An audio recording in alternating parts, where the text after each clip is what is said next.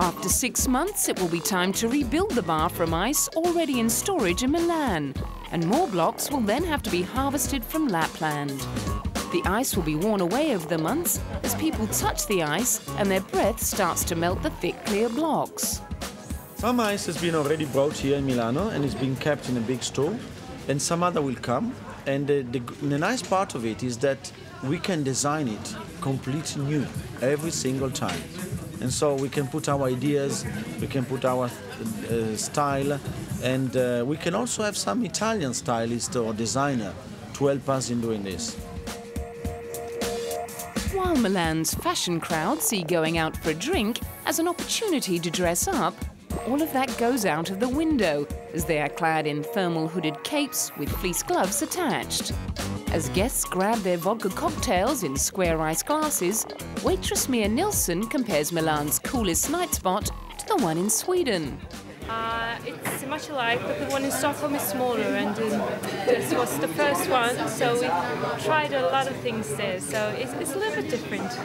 Although she confesses, guests reaching for their square glasses do have one concern. If they're going to stick to the glass, but they're not. And while sipping their cool drinks, visitors can pull up the hood of their capes and pretend to be somewhere in the Arctic instead of on the streets of Europe's most desirable city. Well, I can look out and see the roofs and the streets of Milan, but I feel like this evening I'm well and truly in Lapland.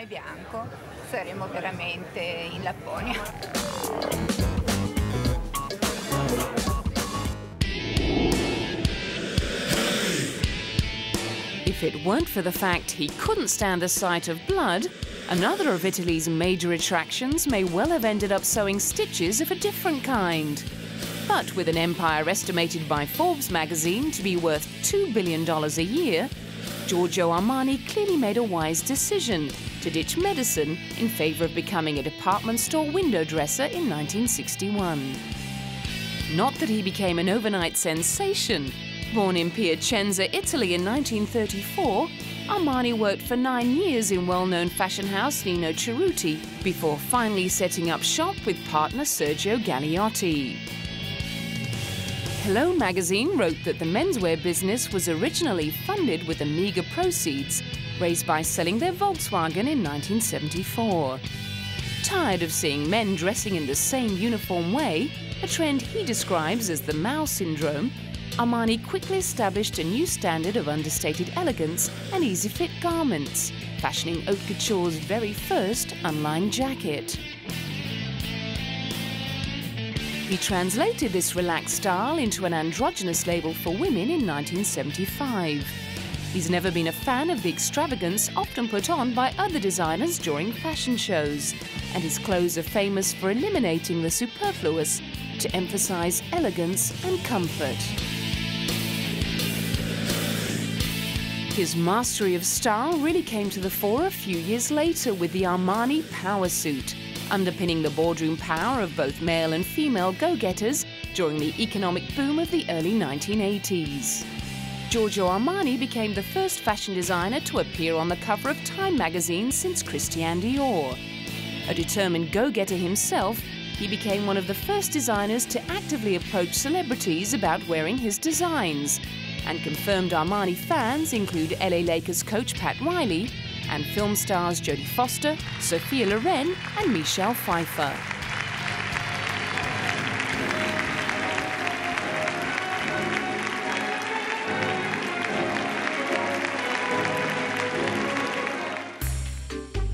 At a recent Armani retrospective at the Royal Academy of Arts in London, more than 500 of his garments were on display, many of which started life on the red carpet at the Oscars or in one of the many films and stage productions Armani has designed the costumes for. His impressive list of film credits include gangster classic The Untouchables, along with Cadillac Man, Stealing Beauty, Ransom and The Comfort of Strangers. He set a trend with Eddie Murphy's famous suit in 48 hours, although he takes a dim view of the current passion for fads.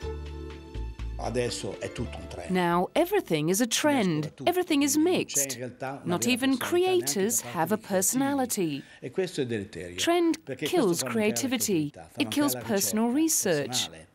Se uno ha If il dono one di has the saper gift to essere be creativo nel creative, campo della moda, then one ha has the tutto il right diritto e il and the dovere di duty to esserlo, be di farlo creative and vedere. show it. È quello che sto cercando di fare It's io. what I've always been dall'inizio ad trying to oggi. do.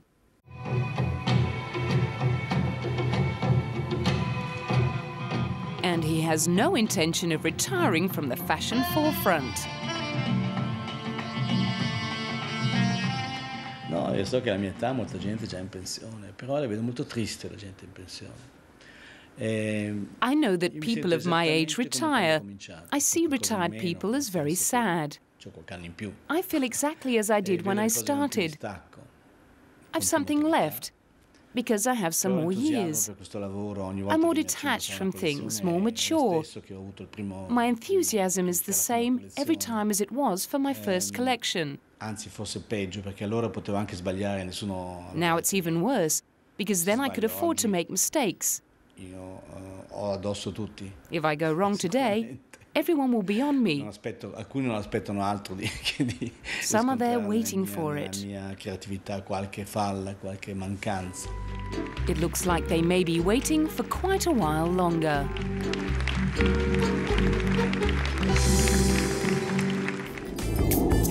Coming up, Michelangelo.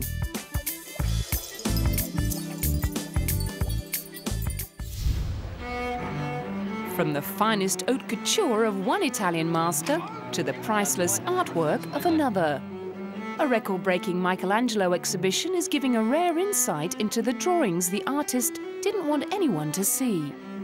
Michelangelo Drawings Closer to the Master is the first Michelangelo exhibit at the British Museum in 30 years and has attracted almost 11,000 advance bookings. The display features 90 drawings by the Italian Renaissance sculptor, painter, poet and architect from collections in the British Museum, the Ashmolean Museum in Oxford and the Taylor Museum in Holland. It includes a collection of thumbnail sketches and red chalk studies which reveal the genesis of the painting of the Sistine Chapel roof in the Vatican Palace. Also on display are black and white chalk studies for the Last Judgment on the altar wall of the Sistine Chapel, architectural drawings for the Basilica of St. Peter's, and the drawings of the Crucifixion, which changed in style as Michelangelo reached the end of his own life. Well, he did have, Michelangelo had a very, very long career. We know that he was working as an apprentice at the age of 12, and he was working until right at the end of his life when he was 88. And he did all sorts, he was a painter, he was a sculptor, he was an architect, and as you say, he was a poet. And you see all those, the thing that links all of those except for poetry is drawing. He before he began to paint, to sculpt, to think about designing a building, he would do that on paper. Drawing was central to everything he did. Born in Tuscany in 1475, Michelangelo was the best documented artist of the 16th century. Despite his low opinion of painting, he created two of the most influential fresco paintings in Western art, on the ceiling and altar wall of the Sistine Chapel in Rome. Chapman pointed out Michelangelo himself would not have wanted people to see the technical work that went into his final masterpieces. I think he wants you to go and look at his finished work and not realize the labor that went into it. But I think looking at his drawings, you come away with a hugely enhanced appreciation of Michelangelo's genius. So I think in that respect he was wrong.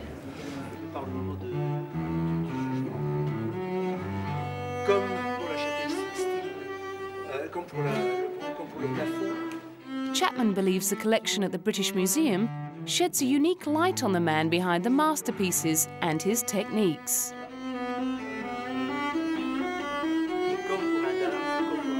Between 1500 and 1504, Michelangelo sculpted David, which was to become the most recognizable statue in history, as well as an international symbol of strength and youthful human beauty.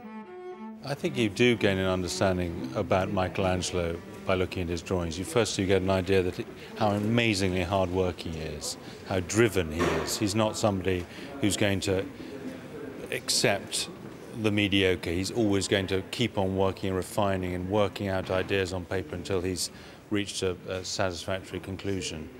And the other thing that we see is a really great religious artist. Michelangelo was somebody who really believed in heaven, believed in hell, and that gives his religious art an incredible power. Working right up until his death at the age of 88, Michelangelo spent the last few years of his life making a number of drawings of the crucifixion, writing much of his finest poetry, as well as carving the Pieta, which was originally intended for his own tomb.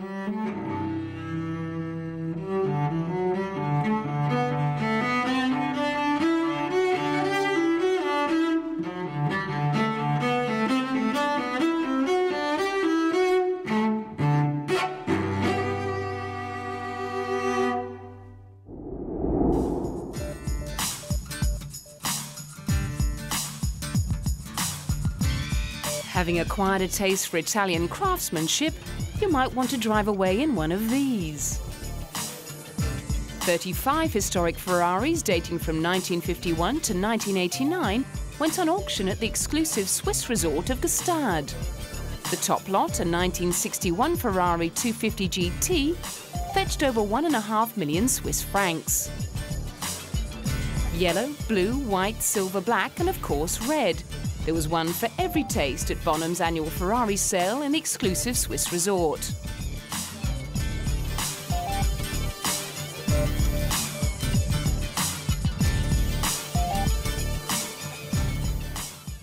Should we say 475? 475 is bid at 475. 1,475,000 against you now, so another 25. Bonham's Europe's fourth Ferrari sale took over $5 million US. 1,475. 1.5? 1,475,000. It's going away, sir. The nicest, the quickest of these you'll find. 1,475, proven race history. And selling now. If there's no better bid, it's against you.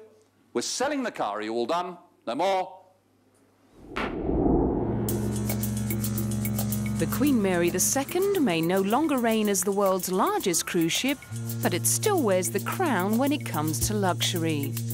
Relaunched in 2003 after a £550 million overhaul, Cunard's prize superliner spends most of the year ferrying guests between Southampton in England and New York. It stretches 345 metres in length. That's more than 40 metres longer than the Eiffel Tower and weighs 3 times the weight of the Titanic.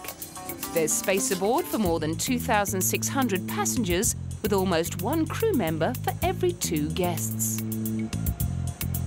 The vessel's 17 decks include 5 swimming pools, sweeping staircases, a grand ballroom, a 360-degree promenade deck, and a host of luxury shops. There's a theatre as well as a cinema. There's a casino, and there's an art gallery with £3 million worth of works on display for purchase. And of course, there's gourmet food in abundance, thanks to the ship's 15 restaurants and bars. Her designer, Stephen Michael Payne, is a truly proud man. Well, Queen Mary II is a true liner. She has all the attributes of the liner. She has the strong hull, she has the pyramid shape, she has the engines that are almost twice the power of a normal cruise ship. And more importantly, she has the hull shape that enables her to go through rough weather without damaging herself, and yet making it very comfortable for her passengers. The cabins have the feel and look of a top-class hotel. Each Queen Mary II stateroom is matched with a reserved table at one of the ship's Seaview restaurants, and complimentary room service is available 24 hours a day. And when one tires of a life on the ocean wave, well, there's always shopping. Or an opportunity to enjoy some pampering at the world-renowned Canyon Ranch Spa Club.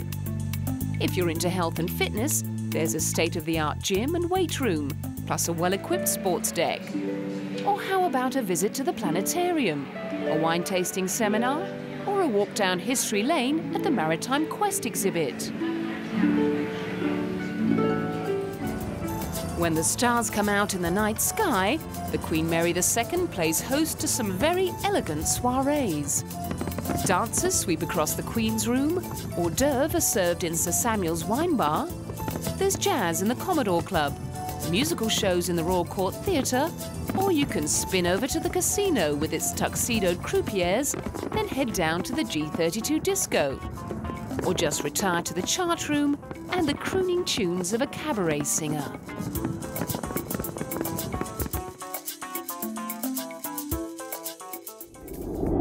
Next time on Desire, a look at the very glamorous life of Nicole Kidman. We go backstage with Italian icon Valentino. We sneak a peek inside the world's most expensive car. And take a tour of the very royal Monaco. Remember to be careful what you wish for. You may just get it.